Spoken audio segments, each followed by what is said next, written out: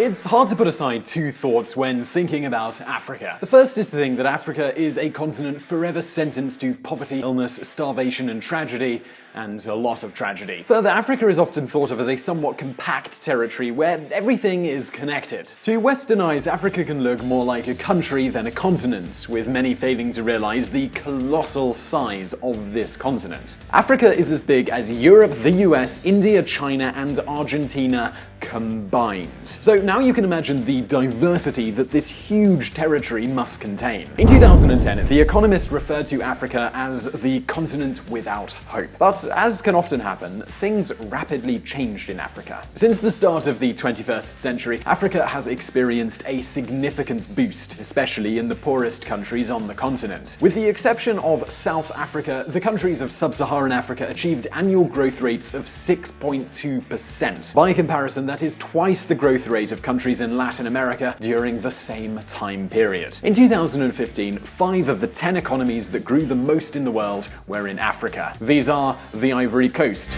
Ethiopia, Tanzania, Rwanda, and the Democratic Republic of Congo. The growth rate of these countries exceeded 7%. The Democratic Republic of Congo has been ranked among the top 10 countries for reforms in the world. For example, in 2014, there are already nearly 7,000 enterprises that have been created. Although the growth figures were a bit smaller, the situation remained similar in the year 2016. All of this growth has led to some really significant social consequences, so let's have a look at some of these. For one, life expectancy has increased significantly over the last 8 years. Child mortality figures and those dying from starvation has been cut in half. To sum up, extreme poverty used to affect 58% of the population in 1999, and now it has decreased to just 35%. It is still true that more than 420 million people are still suffering from extreme poverty in Africa, which is tragic, but fortunately the future is looking brighter than ever. Another thing is also certain. Africa is going to have a major global role over the coming decades. And its middle class, or consumer class, is the fastest growing in the world. The fact is, Africa is no longer emerging, it is here now. Africa is being urbanized quickly, which allows for both the provision of public services and also economies of scale. In the near future, we are going to find many of the world's biggest cities are on this continent. And who knows, Lagos, Nairobi, or Accra might become the new Shanghai in just a few short decades. For example, the tallest skyscraper in Africa, the Haas Tower, is currently being built in Nairobi. In Accra, the capital city of Ghana, 6 malls have been built in only 6 years. And while that might not seem like a lot, when you consider that there was only 1 mall in the entire city before those 6 new ones were built, it seems like a little bit more. Foreign investment has also grown strongly in the last few years, and half of these investments operate in areas that have nothing to do with Africa's natural resources. This is important because many of the countries in Africa are trying to develop industries outside of raw materials, so they are depending less on these natural resources. These economies are known as the African lions. The African lions.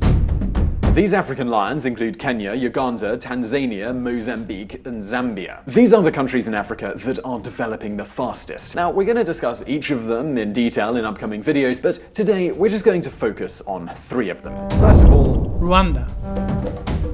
This is a small country with a population of only 12 million people, and it doesn't have any coastline. It is still a poor country, but it has registered an almost 9% annual growth since the year 2001, and importantly, this country has no oil or other important natural resources. So the big question is, well, how did they do it? This has actually been mostly down to supporting business creation. This is why Rwanda is the second easiest country to do business in Sub-Saharan Africa, according to the World Bank Doing Business report. So the question you might be asking is this a coincidence? And we at VisualPolitik, we really don't think so.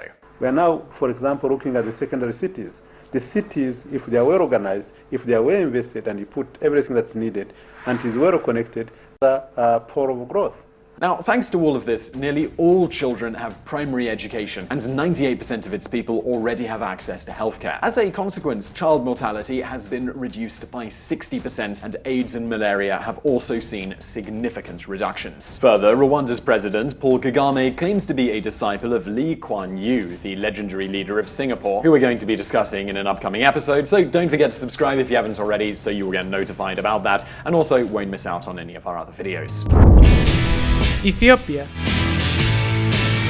This is a much larger country with a population of nearly 100 million people. In Ethiopia, around 20 million people still have nutritional problems. And that is not the only problem they have. The government's also become more authoritarian recently. However, things are changing fast, and today Ethiopia's capital, Addis Ababa, is always pursuing significant construction projects. In fact, about a year ago, Addis Ababa opens the first modern tram system in all of Sub-Saharan Africa. And to be honest, they deserve it. Ethiopia is a country which has grown significantly in the last 10 years. Its economy has multiplied by a factor of 5 in this period, and its GDP has grown by over 10% every year.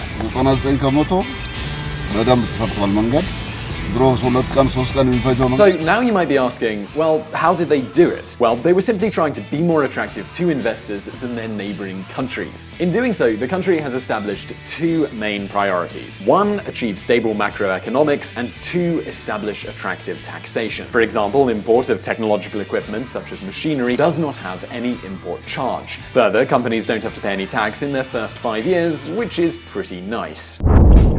Botswana. So we couldn't do this video without mentioning Botswana, a country which recently celebrated in 2016 the 50th anniversary of its independence. Botswana has been the greatest economic success story in all of Africa. In fact, it is even one of the most successful worldwide. At the time of Botswana's independence in the year 1966, it was one of the poorest countries on the planet. On top of that, the country has suffered severe droughts and has suffered from the second largest AIDS epidemic in the world. In spite of all these obstacles, the country has experienced developments so significant that its GDP in purchasing power parity is equivalent to countries such as Colombia, Brazil, or Thailand. This is obviously considering the different levels of prices among these countries.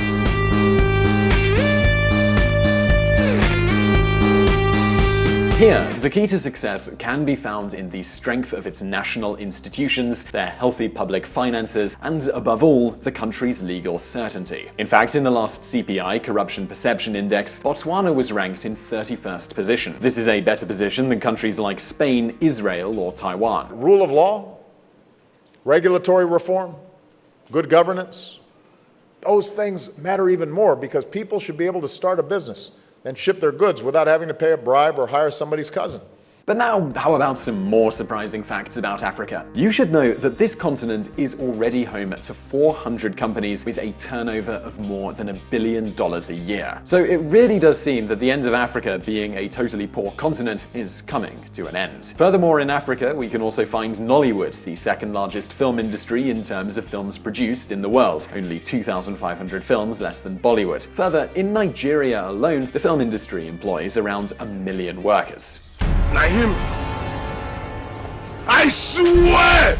And now for just one final surprise. Africa is the world's leader in online banking and mobile phone payments. Yes, you probably weren't expecting that, but it is absolutely true. Today, many farmers share information through SMS, and in the streets of Rwanda, it is popular to use Safe Motos, which is like a Rwandan version of Uber, except there's a small difference. Instead of using cars, they use motorcycles because there are very few cars available. So the thing about Africa is that it is changing incredibly fast. But the truth is that there are still many challenges and difficulties that the continent is going to face ahead. For example, consolidating the rule of law, reducing poverty, and improving their infrastructure. And of course, they need to put an end once and for all to all those terrible dictatorships in countries like Angola, Eritrea, or Equatorial Guinea. However, everything does seem to indicate that the future for Africa is brighter than it has ever been. So I hope you found that video interesting, and we would love to know what you think. Do you think that Africa is going to become a major player in the coming decades? Do let us know in the comments below. We love to read them and know what you guys think. Also, do click the like button below this video if you enjoyed it, and don't forget to subscribe for brand new videos every Monday and every Thursday, and I'll see you in the next one.